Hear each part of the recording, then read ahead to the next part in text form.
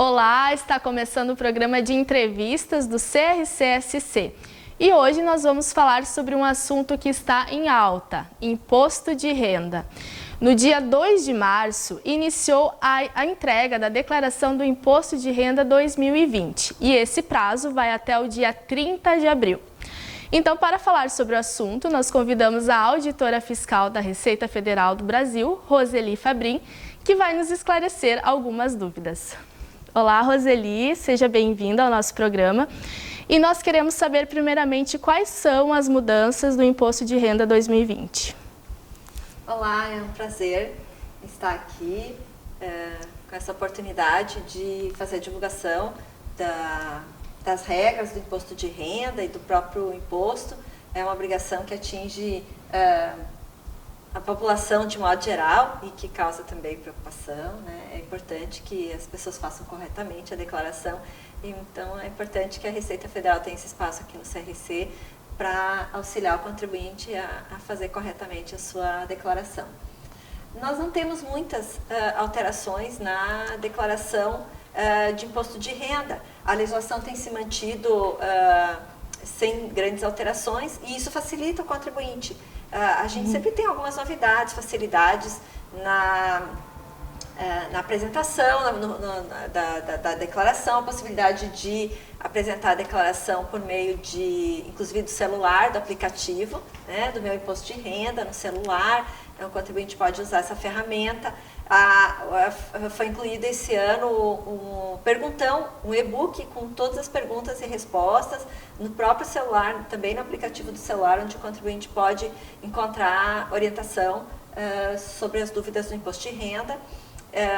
Também neste ano a gente tem uma alteração, essa sim em relação à legislação, que a partir desse ano não é mais possível fazer a dedução da contribuição para o INSS da empregada doméstica, né, que era possível, por alguns anos houve um incentivo a que as pessoas, né, fazendo a contratação do empregado doméstico, pudessem fazer uma dedução do valor pago em relação à contribuição previdenciária e não é mais possível a partir desse ano fazer essa dedução. Então é uma alteração que a gente tem na declaração. Também há uma alteração em relação ao fundo, à contribuição, destinação do imposto de renda para os fundos da criança e do adolescente, e nessa destinação que é possível fazer na declaração do imposto de renda, que é de até 3% do valor do imposto devido, esse ano também é possível fazer a destinação para os fundos do idoso. Então, até o ano passado, apenas para os fundos da criança e do adolescente, esse ano também para os fundos do idoso, o contribuinte ele pode fazer, e é uma possibilidade que é um exercício de cidadania, onde a gente às vezes reclama que a gente paga imposto e não sabe onde o imposto está sendo aplicado. Nesse caso, você pode sim dar o destino, inclusive escolher qual o fundo, se você quer para o fundo da sua cidade ou de outra cidade, ou fundo estadual, pode fazer escolha na própria declaração. Então é uma novidade importante. Bem interessante.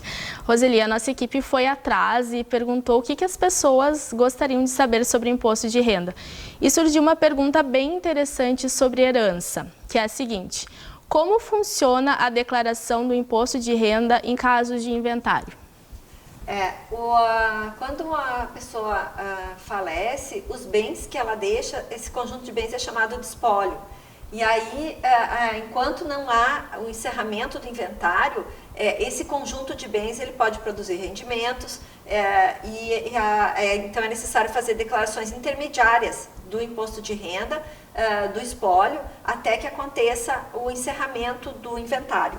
No ano em que acontece o encerramento e é determinado o destino de cada bem, o quanto cada herdeiro vai receber, e havendo trânsito em julgado, no ano seguinte, até 30 de abril, na época da entrega da declaração, é necessário fazer a declaração do espólio, e aí é uma escolha específica no programa. Logo que você entra no programa, precisa marcar que é uma declaração de espólio, quando foi encerrado o inventário, e aí a apuração vai ser proporcional aos meses em que ainda o inventário estava em aberto, e nessa declaração é necessário informar todos os bens e para quem foram destinados e por qual valor está sendo feita essa transferência. Eventualmente, inclusive, com a apuração de ganho de capital, caso algum bem seja transferido por um valor maior do que constava na declaração de espólio, do decujus.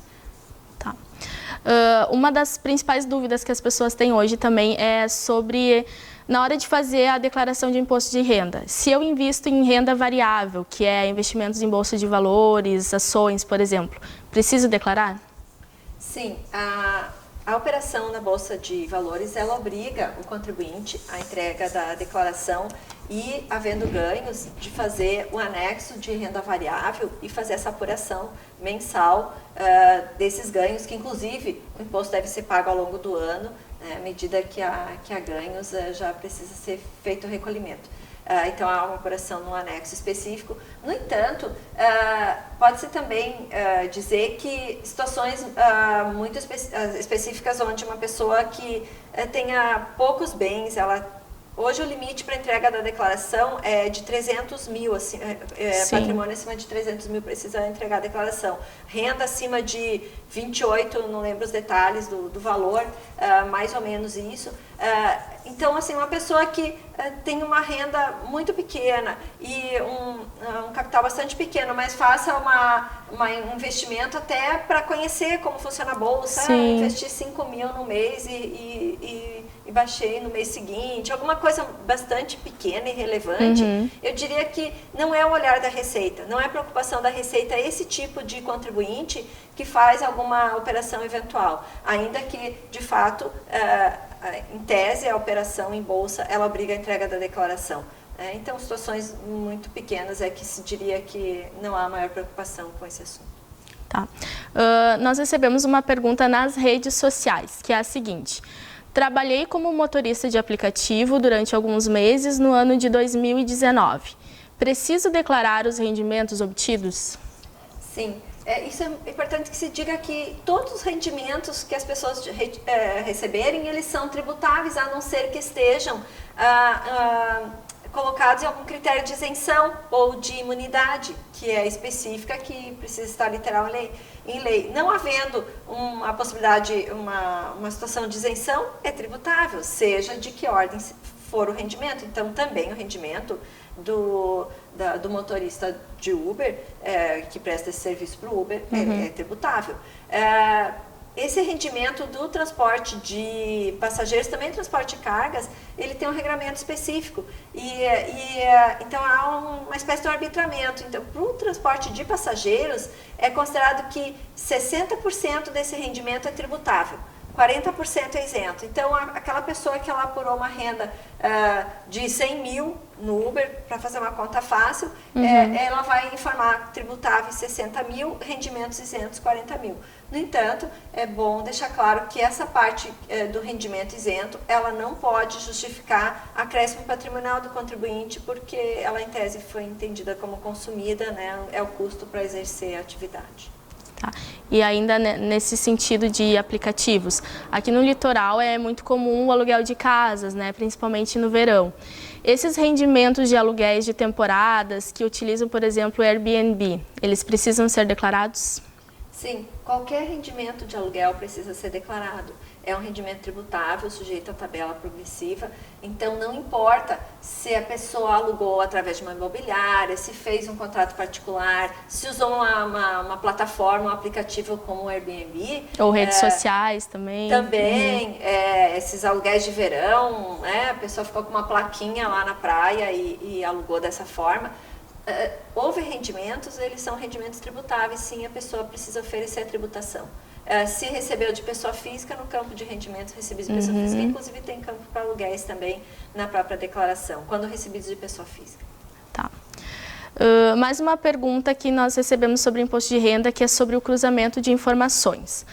A Receita Federal, ela pode cruzar as informações da declaração com as movimentações bancárias do contribuinte? E se isso acontecer e o contribuinte cair na malha fina, o que ele deve fazer?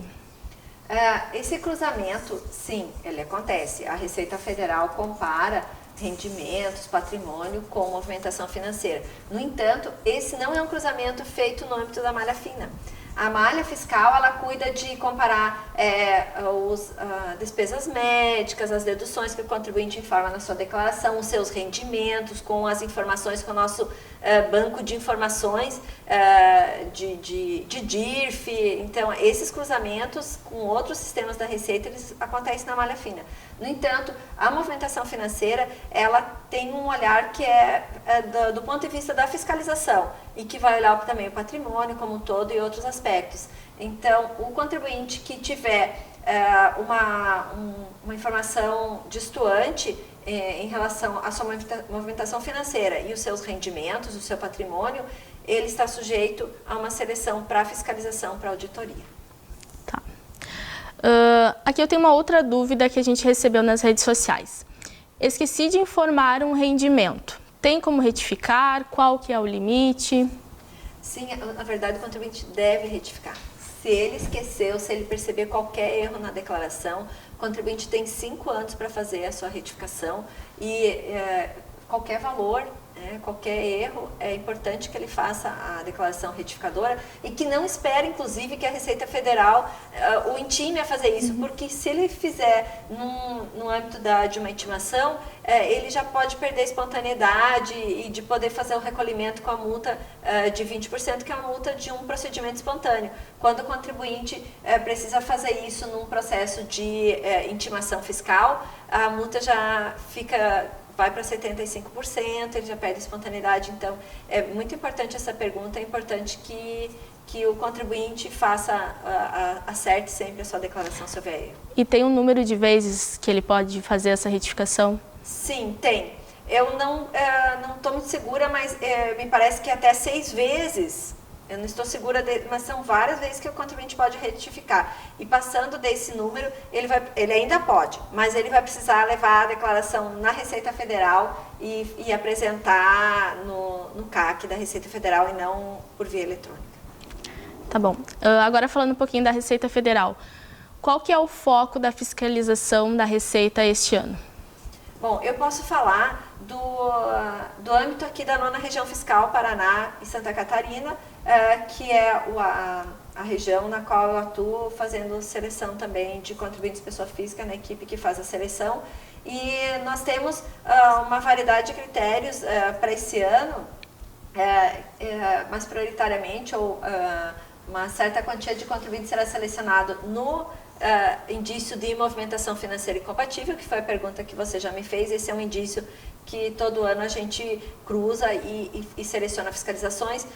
Ganhos de capital, então é importante também, muitos contribuintes não dão atenção quando vendem bens, de fazer a apuração do ganho de capital. Esse é um critério para a seleção de fiscalização. Também variação patrimonial incompatível, quer dizer, o contribuinte que apresenta um acréscimo no seu patrimônio não suportado pelos rendimentos declarados, ele pode estar sujeito esse ano a ser fiscalizado. Sinais exteriores de riqueza, renda variável. Esse ano também nós vamos fazer uma seleção baseada na questão de rendimentos sujeitos à tributação como renda variável que não foram oferecidos à tributação. Então tem um espectro bastante amplo de assuntos, de critérios que vão ser objeto de seleção para fiscalização no âmbito do Paraná e de Santa Catarina. Tá bom. Roseli, imposto de renda não é tão complexo assim, né? Mas a gente sabe que a gente precisa observar detalhes, preenchimentos, prazos. Nesse caso, para o contribuinte não ter dores de cabeça no futuro, é importante ter um profissional da contabilidade ao lado dele, auxiliando nesse processo da declaração? Sim. De fato, há situações em que, inclusive, a assessoria, a consultoria até se mostra necessária, né? Dificilmente as pessoas vão conseguir ser especialistas, né, num assunto complexo, ainda que a Receita procure facilitar e trazer o perguntão no próprio celular e outras maneiras de contribuinte acessar as informações. Ainda assim, sem dúvida, ter um profissional capacitado e preparado e que conheça a fundo o assunto pode ser muito importante para evitar erros e, inclusive, que o contribuinte seja fiscalizado, que sofra um processo, e isso sempre é difícil, é penoso. E, com certeza, um profissional prestando uma assessoria profissional pode facilitar muito a vida do cidadão. Roseli, quem desejar saber mais informações sobre o imposto de renda, como deve fazer? O site da Receita Federal, ele tem muitas informações, né? Inclusive, de novo, esse rol de perguntas e respostas, ele é muito abrangente, né? O contribuinte pode buscar ali informações, eventualmente no ECAC, mas de fato a gente tem uma limitação hoje no atendimento, inclusive presencial, com essa redução dos servidores e que tem sido colocados em áreas prioritárias na Receita, e com isso a gente tem buscado colocar essas informações virtualmente para o contribuinte e dessa forma, então, ele pode encontrar de forma mais acessível. Além disso, então, o contador, né, pode ser. Com certeza. Então, a pessoa que pode dirimir as dúvidas que ainda ficaram. Roseli, obrigada pelas informações, pela sua presença aqui. Realmente, março e abril são meses que os profissionais da contabilidade, eles atuam com muita dedicação na declaração de imposto de renda de seus clientes, né? Então, a gente trazer informações sobre esse assunto, tanto para os profissionais como para a sociedade no todo, é bem importante. Ok, eu agradeço a oportunidade, né? Desejo aí para os contadores que estão assistindo uma época aí exitosa, né? De que eles não têm grandes dificuldades, né? Do ponto de vista de poder transmitir as suas declarações à Receita Federal, que tudo funcione bem, né?